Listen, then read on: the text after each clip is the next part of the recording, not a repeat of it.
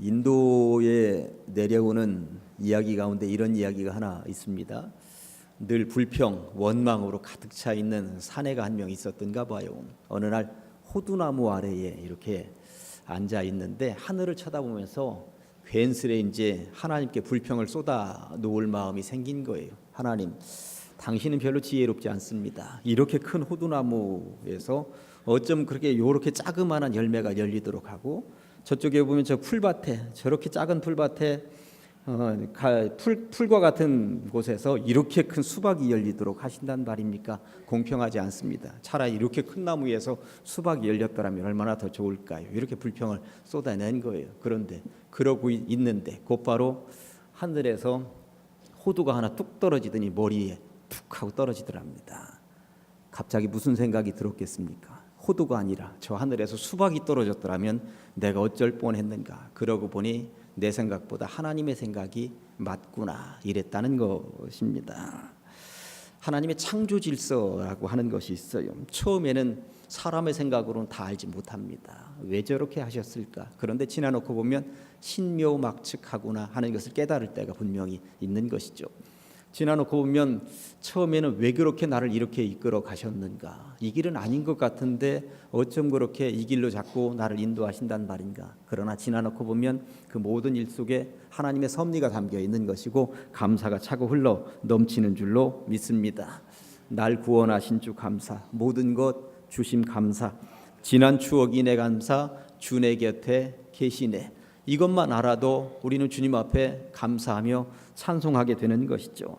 향기로운 봄철에도 감사하고, 외롭지만 이 가을날도 따지고 보면 모든 것이 다 감사라고 하는 것을 느끼게 되니까 이 가슴 속에서 뜨거운 것들이 울컥울컥 치밀어 오른다고 하는 것, 사라진 눈물도 감사하고 나의 영혼이 이렇게 평안한 것을 보면 그것도 다 감사인 줄로 믿습니다. 되짚어 보면 감사 아닌 것이 아무것도 없죠. 범사에 감사하시기를 주님의 이름으로 간절히 축원합니다. 오늘 우리가 빌립보서를 읽었습니다. 빌립보 교회는 사도 바울이 2차 선교 여행을 하던 중에 개척한 교회였습니다. 그동안은 복음이 아시아 땅에만 머물러 있었는데 아시아에서 복음 증거하는 일이 자꾸만 막히다가 하나님께서 길을 열어주셔서 바다 건너 그리스 땅으로 건너가게 되었고, 그 그리스 땅에서 가장 먼저 개척한 교회가 빌립보 교회 아닙니까? 코쟁이들에게, 그 유럽 백인들에게 처음으로 복음을 증거하게 됐던 그 현장. 그러니 사도 바울에게 있어서 이 빌립보 교회는 얼마나 의미가 있는 교회였는지 모릅니다. 나중에 사도 바울이 나이가 늙었고 로마에 이제 옥살이를 하면서 갇혀 있는데 이 빌립보 교회에 여러 가지 문제들이 있다는 소식이 들려온 거예요. 그래서 그런 문제들 하나하나 해결해야 되겠다 하는 생각이 들어서 펜을 들었고, 그리고 편지를 써 보냈는데 이게 바로 빌립보서로 남겨지게 된 것입니다. 바울은 빌립보 교회에 편지를 써 보내면서 다양한 문제에 노출되어져 있는 그들에게 이렇게 권면을 하는 것입니다. 5절에 보니까 너희 안에 이 마음을 품으라, 곧 그리스도 예수의 마음이니. 너희가 지금 문제에 노출되어져 있는데 그 문제를 해결하지 못하고 찌그락찌그락하고 있는 이유는 예수님의 마음을 잃어버렸기 때문이다. 예수님의 마음을 품기만 하면 그런 문제들은 아주 눈 녹듯이 완전히 해결할 수가 있을 텐데 하는 마음을 가지고 얘기한 것이죠. 그렇다면 예수님의 마음은 오늘 본문 읽어보니까 뭐라고 되어 있습니까? 낮아짐이라고, 겸손이라고 되어져 있는 것이죠. 저는 오늘 설교를 통해서 예수님의 낮아지심, 예수님의 겸손에 대해서 이야기해 보도록 하겠습니다. 빌립보는 그리스 북부 지역에 포진하고 있는 도시였습니다. 빌립보라는 도시의 이름의 유래는 이래요. 알렉산더 대왕 하면 얼마나 유명합니까? 정복자였죠. 그런데 알렉산더 대왕은 아버지의 피를 그대로 이어받았습니다. 아버지는 필립이었습니다. 필립도 대단한 정복자였습니다. 근동의 땅을 넓혀가는데 아버지 필립이 땅을 너무나도 넓히니까 젊은 시절에 알렉산더가 그랬다는 거잖아요. 아버지가 이 땅을 다 정복하면 나중에 나는 뭘 정복하란 말입니까? 그랬다는 이야기도 들려올 정도로 아버지도 땅을 많이 넓혔습니다. 아버지가 정복한 땅 가운데 빌립보 지역이 있었는데 원래는 다른 이름이었어요. 근데 가보니까 풍광이 너무 좋은 거예요. 이 도시 내 이름을 여기다 집어넣어야 되겠다. 그래서 필립이라는 이름을 거기다가 도시에다가 집어넣은 거죠. 그래서 빌립보가 된 것입니다. 그러면서 그 도시를 아주 계획 도시로 만들었습니다. 도로도 넓히고 집도 이렇게 계획 따라서 잘 건설하고 그렇게 해 놓은 것이죠.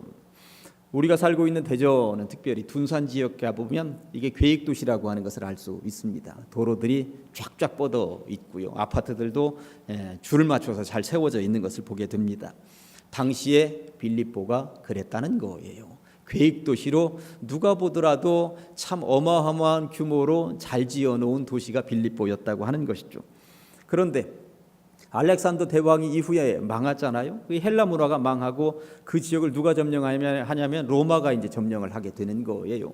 로마 황제가 그 땅을 점령해 놓고 보니까 이 빌립보 도시가 너무나도 예쁘고 아름답고 좋은 거죠. 로마 황제가 욕심이 났습니다. 도시의 이름은 바꾸지 않고 이 빌립보를 황제가 직접 다스리는 직할시로 만들었어요. 그러면서 공무원들, 군인들을 많이 포진시켰고 도둑놈들을 다 잡아냈습니다. 잡범들, 깡패가 얼씬도 거리지 못하도록 만들어냈던 것이죠. 그리고 로마 시민권을 가진 사람만이 거기에서 거주하도록 만들었습니다. 그러다 보니 로마 시민권을 가지지 않은 유대인들은 전부 다 추방당하게 되었던 것입니다. 아무튼 이런 이유들로 인해서 이 도시 사람들은 이 자부심이 대단했습니다. 우리는 로마 황제가 직접 통치하는 도시에 살고 있다. 우리는 계획 도시에 살고 있다. 범죄 없는 도시에 살고 있다. 로마가 통치하는 도시들 가운데 가장 행복한 도시에 살고 있다. 이런 자부심들이 있었던 것이죠. 그래서 그런지 빌립보 교회 성도들도 교만했습니다. 일부의 성도들은 동양에서 온 선교사들이 복음을 증거한 것을 믿는다라고 하는 것, 이게 자존심에 상하기도 했습니다. 사실 바울은 동양에서 왔거든요. 동양에 와서 개척을 했으니 바울의 말 제대로 못 믿겠다, 신뢰하지 못하겠다 하는 분위기들도 없지 않아 있었습니다. 그래서 바울은 이런 성도들에게 예수님의 마음을 품으라고 지금 권면을 하고 있는 거예요. 8절과 9절 말씀이 이렇습니다. 사람의 모양으로 나타나사 자기를 낮추시고 죽기까지 복종하셨으니 곧 십자가에 죽으심이라. 이러므로 하나님이 그를 지극히 높여 모든 이름 위에 뛰어난 이름을 주셨다고 말씀하고 있는 것이죠. 우리는 여기서 신앙의 역설을 하나 만나게 됩니다. 예수님은 스스로를 낮추셨다는데 하나님께서는 예수님을 높여주셨다고 말씀하고 있는 것이죠. 바울은 왜 이런 말씀을 빌립보 교회 성도들에게 지금 얘기하고 있는 것일까요? 빌립보 교회가 스스로가 너무 높아져 있는 거예요. 사람이 성도가 살아가면서는 스스로 자기를 낮추고 하나님이 높여주실 때 올라가는 것인데 자기들이 너무나도 스스로를 높여놓고 있으니 빌립보 교회 성도들아, 진정 높아지고 싶으냐? 스스로 높아지지 말아라. 그런다고 높아지는 것이 아니다. 스스로 낮아져야만 하나님이 너희들을 높일 수 있는 것이 아니겠느냐. 이런 이야기를 하고 있는 것이죠. 사실 예수님의 낮아지심에 대해서 우리는 많이 들었고, 그리고 우리가 그 신앙 고백하면서 그러한 것들을 잘 알고 있습니다만, 예수님의 낮아지심은 그냥 스쳐 지나가면서 얘기할 수 있는 그러한 상황의 것이 아닙니다. 이게 얼마나 놀랍고 대단한 것이겠습니까? 제가 만약 저 하늘 보좌 우편에 앉아있는 예수님이었다면 저 같은 사람이 혹여라도, 그런 일은 있을 수 없지만 혹여라도 그 자리에 있었고 하나님께서 얘야 너 좀 저 세상에 내려가서 당분간 살다가 와야 되겠다 하는 말씀이 주어졌다면 저 같으면 못 간다고 그랬을 것 같습니다. 하나님, 저보고 저 인간 세상에 내려가라고요? 진짜 사람의 모습을 하고 갓난아기로 태어나라고요? 그것도 마구간에서 청소년 시기를 경험하면서 살으라고요? 제가 저 더러운 동네에서 저 냄새나는 음식을 먹으며 30년을 버티라고요? 더군다나 십자가를 짊어져야 하고 피를 흘리고 죽음의 고통을 체험하라니요? 하나님, 저 신이에요, 신. 저 신인데 어떻게 저보고 사람이 되라고 그러십니까? 제가 그 위에 있었다면 저는 분명히 그렇게 얘기했을 것 같습니다. 저 같으면 안 내려옵니다. 높은 자리에 한번 올라가 본 사람이라면 더더군다나 밑으로 내려오기가 결코 쉽지 않다는 사실입니다. 미치지 않고서야 그 좋은 하늘 보좌를 어떻게 버리고 내려온단 말입니까? 단 하루, 단 한 시간이라도 그냥 저 하늘 높고 높은 곳에 그냥 머물러 있고 싶은 것이죠. 국회의원이 되면 달라지는 혜택이 200가지가 넘는다고 하는 이야기를 들었습니다. 제가 뭐 세보지는 않았습니다만 언론에 그렇게 나오더라고요. 대통령이 되면 임명할 수 있는 기관장 자리가 수천 개라고 하는 소리도 제가 들었습니다. 권력이 이렇게 좋은 것입니다. 세상 권력도 이렇게 좋은데 하나님의 외아들이신 예수님이 저 천국에서 누릴 수 있는 혜택은 얼마나 많은 것일까요? 무궁무진할 것입니다. 한계가 없을 것입니다. 그런데 그런 혜택 다 버리고 예수님이 이 땅에 내려오셨다는 거예요. 이게 얼마나 놀라운 일입니까?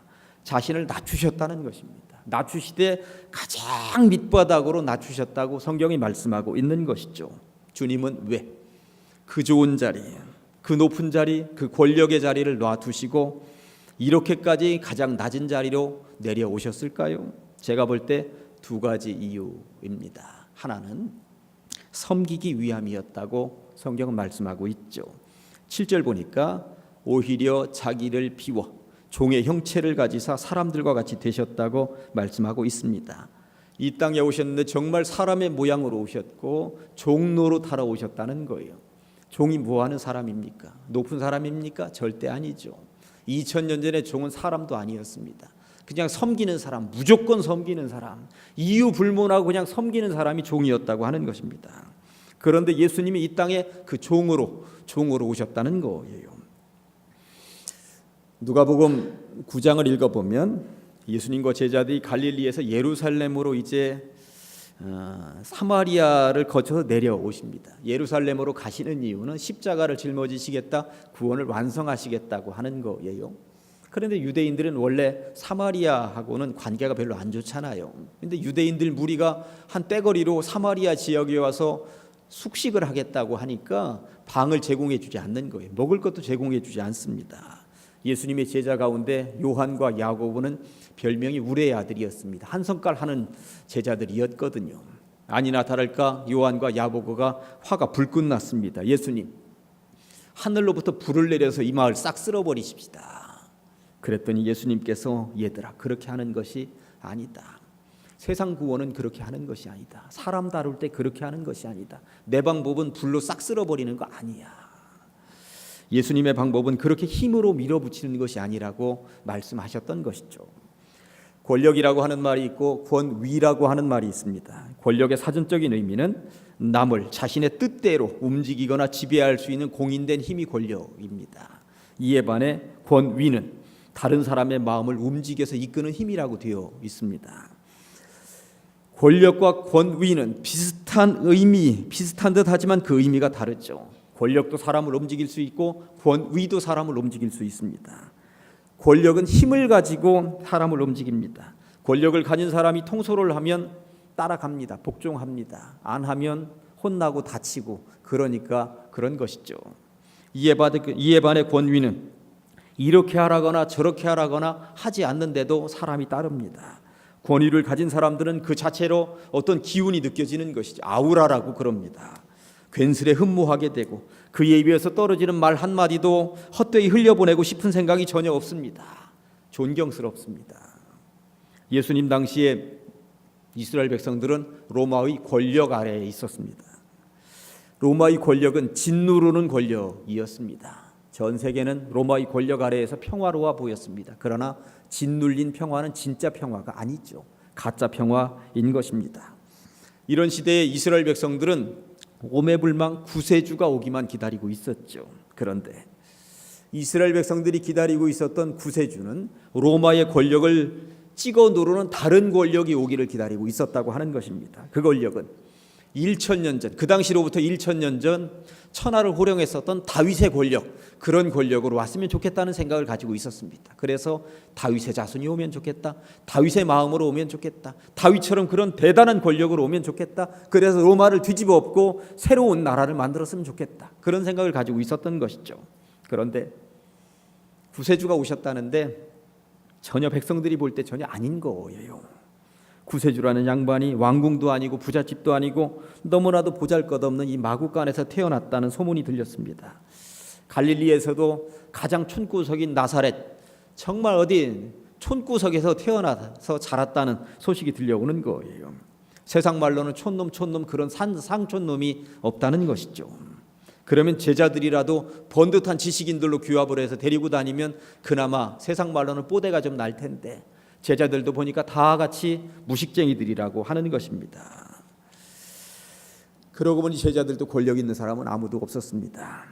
그리고 너무나도 초라하게 십자가에서 피를 흘리며 패배자처럼 죽어가는 거죠. 촌에서 나고 자란 청년 예수의 인생은 그렇게 끝이 나는 것처럼 보였습니다. 로마의 권력이 이겼다고 생각을 했던 것이죠. 그러나 오늘날 세상은 어떻습니까? 천하를 호령하던 로마 권력은 무너졌습니다. 이에 반해 촌놈이라 여겨졌던, 십자가에 죽었고 그의 인생은 종을 쳤다고 생각되어졌던 예수님의 정신, 그 복음은 2000년의 역사를 이어오고 있다는 사실입니다. 어떻게 된 일일까요? 옛말에 권불 10년 화무 11홍이라고 하는 말이 있습니다. 10년간은 권력 없고 열흘 붉은 꽃 없다는 것이죠. 다 시들게 마련이라는 것입니다. 아프리카 짐바브웨가 요즘 뉴스에 가끔 나오더라고요. 그 나라는 1980년 영국으로부터 해방을 맞았습니다. 독립하게 된 것이죠. 그때로부터 지금까지 37년이 흘러왔는데 이 37년의 기간 동안 대통령은 딱 한 명이었습니다. 무가베라고 하는 대통령. 올해 그의 나이 93세입니다. 현재 살고 있는 부인은 두 번째 부인인데 나이 차이가 무려 41살 차이가 난다고 그럽니다. 무가베는 대통령 궁에서 타이핑을 하고 있었던 22살의 여성과 불륜의 관계를 맺어오다가 부인이 죽으니까 정식 결혼을 했다고 그러죠. 최근에 무가베는 자신의 이 대통령직을 41살 어린 그 두 번째 부인에게 물려주려다가 군인들이 쿠데타를 일으켰습니다. 그리고 초라한 모습으로 그 대통령궁에서 나오게 되었습니다. 무가베도 젊을 때는 한때 독재를 휘두르는 권력자는 아니었습니다. 짐바브웨 독립군들을 이끌던 독립군 장군이었죠. 그렇게도 민족적이요 독립을 꿈꾸던 사랑과 희망의 사람 무가베는 한 번 권력을 쥐더니 무소불위의 권력을 가지고 지난 37년을 휘둘렀다는 것이죠. 그런데 그 권력도 초라하게 되었습니다. 권력은 무너지게 마련입니다. 한때는 철옹성처럼 무너지지 않을 것 같은 권력도 때가 되니까 다 무너지더라. 천하를 호령하던 제국주의들 지금 남아있는 게 어디 있습니까? 미국은 영원할 것 같습니까? 중국은 영원할 것 같습니까? 근데 바보 같은 권력자들은 이것을 잘 모릅니다. 그리고 인정하고 싶지 않겠죠. 이에 반해 예수님의 권위는 전혀 권력자로서 행사 단 한 번도 안 하셨습니다만 예수님의 권위는 2000년이 지났음에도 불구하고 오늘날까지도 유효하다는 사실, 이것을 놓치시면 안 됩니다. 따지고 보면 예수님은 무소불위의 권력을 행사하실 수 있는 분이셨습니다. 요한과 야고보가 불덩어리 내려서 여기 닭 쓸어버리십시다 얘기할 때 예수님의 능력을 알기 때문에 그런 거거든요. 예수님은 당연히 그런 능력이 있는 분이셨습니다. 예수님께서 그런 능력을 행하실 수 있음에도 불구하고 그런 능력을 하지 않으셨다고 하는 것, 당신의 방법은 권력으로 통치하고 싶은 생각이 전혀 없으셨기 때문에 다만 사랑과 권위로 세상에 하나님의 나라를 건설하고 싶으신 마음이 있었기 때문에 그러셨다고 하는 것입니다. 그분은 그 일하러 이 땅에 내려오셨습니다. 내려오셔서 하늘 권력을 휘두를 수도 있는 그분이 하늘 권력 전혀 휘두르지 않고 권위로 사람들이 스스로 따르도록 만드셨다고 하는 것이죠. 최후의 만찬날 여러분들은 기억하실 것입니다. 떡과 포도주가 있었습니다만 최후의 만찬날 소중한 한 가지가 있었는데 예수님께서 제자들의 발을 씻어주시는 행동이었습니다. 발을 씻어주기 위해서는 몇 가지 행동이 수반되어야 합니다. 하나는 팔을 걷어붙여야 하죠. 그리고 또 하나는 허리를 숙여야 한다는 사실입니다. 그런데 팔을 걷어붙이고 허리만 숙인다고 될까요? 예수님이 제자들의 발을 씻으면서 책상다리라고 앉아서 씻겨주셨을까요? 전혀 그렇지 않습니다. 무릎을 꿇고 제자들의 발을 씻어주셨다고 하는 것입니다. 무릎 꿇지 않고는 세족식이 가능하지 않다고 하는 사실인 것이죠.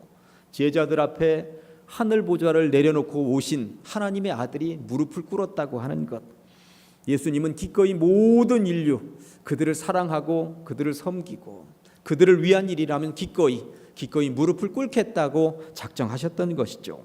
그런 이후에 예수님은 이렇게 말씀하셨습니다. 내가 했던 것처럼 똑같이 너희들도 해야 된다. 너희들도 해야 된다. 이 말씀은 날마다 남의 발만 씻기며 살라는 말은 아니죠. 남의 발을 씻기는 심정으로 늘 겸손하게 섬기며 살아야 한다는 말씀인 것입니다. 몇 년 전에 중소기업을 운영하는 사장님과 다른 자리에서 대화를 나눌 기회가 있었어요. 그분은 나에게 이렇게 물으셨습니다. 우리나라에서 중소기업을 하기가 이렇게 힘든 이유가 무엇인지 아느냐고. 그러면서 그분이 스스로 대답을 하셨는데, 대기업들이 중소기업의 어려움을 너무나도 몰라준다는 거예요. 대기업은 돈과 힘을 가지고 중소기업을 찍어 누르기만 한다는 것이죠. 근데 이분이 어쨌든 힘들고 어려운 과정을 이겨내고 잘 버텨내셨습니다. 중소기업을 잘 건실하게 세워갔죠. 그러면서 이분은 당신이 당했던 서름을 하청업체에게 전혀 그대로 똑같이 하지 않는다는 거예요. 하청업체를 배려하고 하청업체가 살아야 나도 산다는 그러한 인식을 늘 가지고 있다는 것이죠. 하청업체에게 돈을 한 번도 주는 기한을 넘겨서 준 적이 없다고 하는 것입니다. 그리고 어떻게든 덤을 더 주려고 노력했다는 것이죠. 놀라운 일은 그렇게 했더니 하청업체의 매출도 더 늘어나고 자기 매출도 늘어나더라고 하는 거예요. 동반성장하게 되더라는 것이죠. 이런 자세가 신앙의 내 모습이 아니겠느냐고, 예수님의 정신을 이어받는 것이 아니겠느냐고 그분은 결론적으로 그렇게 말씀을 하셨습니다. 갑질이 유행처럼 번지는 세상입니다. 권력으로 찍어 누르기 때문에 발생하는 현상들입니다. 사장은 직원에게, 대기업은 중소기업에게, 중소기업은 또 하청업체에게 갑질들을 합니다. 의뢰의시에 있는 사람들은 굽신거릴 수밖에 없죠. 그러나 뒤에서 욕을 합니다. 저주를 퍼붓습니다. 뒤에서 욕하고 저주를 퍼붓는다는 것 알면서도 그런다면 정말 나쁜 사람들이죠. 그렇게 욕을 먹는 기업이 오래 갈 수 있겠습니까? 교회에서 이제 여전도회 협의회는 지난주 임원 선거를 하셨고, 그리고 남선교회 협의회는 오늘 이제 임원 선거를 합니다. 회장들이 뽑히고 또 혹여 임원들이 갈리고 그런 일들이 발생을 할 수 있을 것입니다. 그런데 교회 일은 더더군다나 권력으로 안 되더라고요. 내가 회장이니까 하면서 이것저것 지시한다고 되는 것이 아니더라고요. 교회 일은 더욱더욱 예수님의 그 권위, 그러한 것을 닮아서 사랑으로, 겸손으로, 낮아짐으로 섬길 때 교회 일은 되는구나 하는 것을 저는 철저하게 깨닫게 되었습니다. 아무쪼록 우리 가장주일교회 모든 성도님들 예수님의 마음을 닮아 낮아짐과 겸손의 마음, 섬김을 삶으로 실천하며 살아가시기를 주님의 이름으로 간절히 축원합니다. 예수님은 왜 그렇게 스스로 낮아지셨을까요? 첫째는 섬기기 위해서, 두 번째는 구원하기 위함입니다. 정말 중요한 이야기입니다. 예수님의 섬김에는 뚜렷한 목적이 있었습니다. 마가복음 10장 45절을 읽어보면, 인자가 온 것은, 그냥 예수님이 이 땅에 오신 것은 섬김을 받으려 함이 아니라 도리어 섬기려 한다. 이게 1단계죠. 1단계 섬기려 하고, 두 번째는 자기 목숨을 많은 사람의 대속물로 주려 함이니라. 섬기고 끝났다면 예수님이 이 땅에 오신 목적은 사실 50점도 안 돼요. 그냥 섬기다가 가시면 무슨 의미가 있겠습니까? 이 땅에 오신 이유는 섬김을 통해서 한 단계 더 뒤에 완성하고 싶은 것이 있으셨다고 하는 것이죠. 당신을 십자가에 피 흘려 내놓으시고 백성들을 구원하시기 위함이었다고 하는 것입니다. 이게 중요한 것입니다. 이 목적을 가지고 이 땅에 내려오신 것이죠. 낮아지신 것입니다. 예수님은 우리의 구원을 위해서 어디까지 낮아지셨을까요? 8절 말씀 보니까 이렇게 되어 있습니다. 사람의 모양으로 나타나사 자기를 낮추시고 죽기까지 복종하셨으니 그 십자가에 죽으심이라. 우리의 구원을 위해서 낮아지셨는데 죽기까지, 십자가를 짊어지고 죽기까지 복종하셨다고 성경은 분명히 말씀하고 있습니다. 이것 때문에 우리가 구원받은 것입니다. 예수님이 오셔서 발만 씻겨주고 가셨더라면 예수님이 오신 목적은 전혀 의미가 없는 거예요. 그건 그냥 우리들도 할 수 있습니다. 그런데 우리의 구원을 위해서 십자가를 지셨다고 하는 것, 친히 죽으셨다고 하는 것, 이게 정말 의미가 있다는 것입니다. 그렇다면 이제는 예수님 닮아, 예수님의 마음을 닮아 우리의 차례가 되었다고 하는 것이죠. 기독교 역사에 많은 성인들이 있습니다만 그 중에 최고의 반열에 올라 있는 사람이 아시시의 프란시스코입니다. 어느 날 아침에 제자들에게 이렇게 말을 했습니다. 설교해야 되겠다. 저쪽 마을로 가자. 제자들을 한 무리 이끌고 수두원을 떠났습니다. 그리고 마을로 향하게 되었습니다. 도중에 그들은 무거운 짐을 지고서 땀을 뻘뻘 흘리며 지나가는 나그네를 만났습니다. 프란시스코는 서두르지 않고 그의 슬픈 이야기를 주의 깊게 들어주었습니다. 마을에 도착한 프란시스코는 가게 주인과 이야기를 나누었으며 들에서 농부들과 시간을 보냈습니다. 그리고 거리에서 아이들과 놀아주었습니다. 돌아오는 길에 그들은 구걸하는 거지와도 만났는데 프란시스코는 그와도 한참을 머물려서 대화하고 그리고 왔습니다. 하루에가 뉘엿뉘엿 질 무렵 프란시스코 일행은 수도원으로 돌아왔죠. 제자 중에 한 명이 입이 이렇게 대빨 튀어나왔습니다. 아니, 설교하러 가신다더니 설교는 안 하고 사람들하고 노닥거리기만 하고 오시고 이게 뭡니까? 그때 프란시스코가 자애로운 눈빛으로 이렇게 말을 했다고 하는 것이죠. 그래요?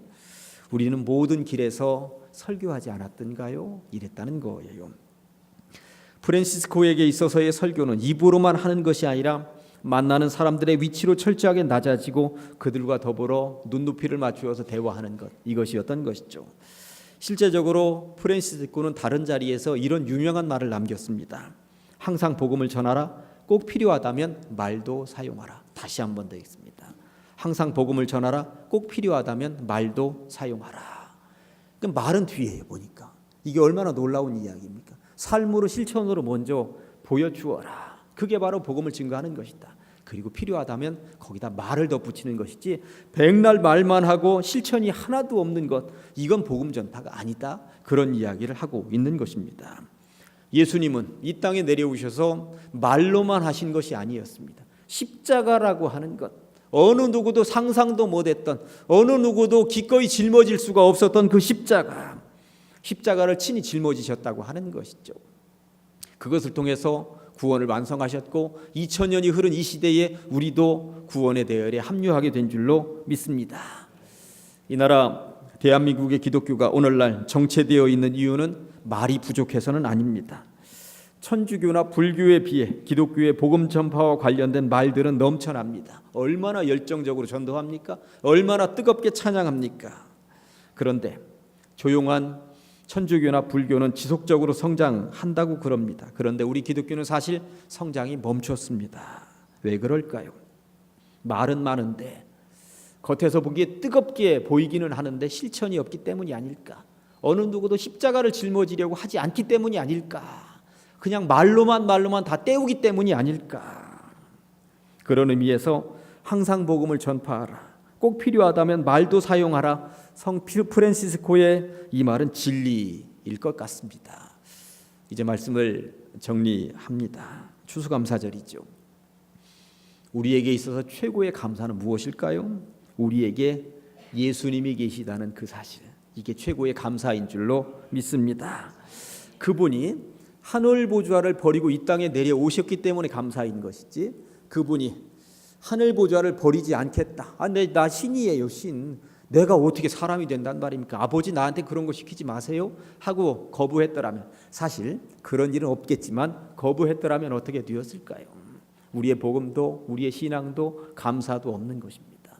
우리의 구원은 상상도 할 수가 없다는 것이죠. 그런데 그분이 내려오셨기 때문에, 가장 낮은 자리로 오셔서 섬겼기 때문에, 가장 낮은 자리로 오셔서 구원을 완성하셨기 때문에 오늘의 우리가 있다고 하는 사실, 이것보다 더 감사한 일이 어디에 있겠습니까?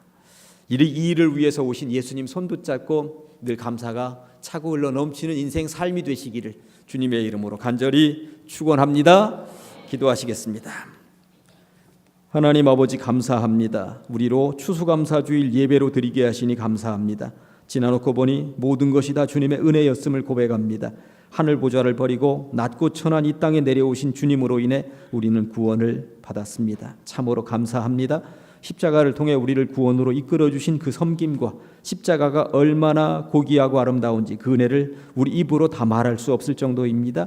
하늘을 두루마리 삼고 바다를 먹물 삼아도 다 기록할 수 없는 우리를 향하신 하나님의 사랑에 늘 감사하며 감격하며 살게 하시고, 우리의 감사가 차고 흘러넘쳐 이웃들에게 좋은 영향력을 끼치게 하여 주시옵소서. 십자가를 통해 섬김의 본을 보여주신 예수 그리스도의 이름으로 기도합니다. 아멘.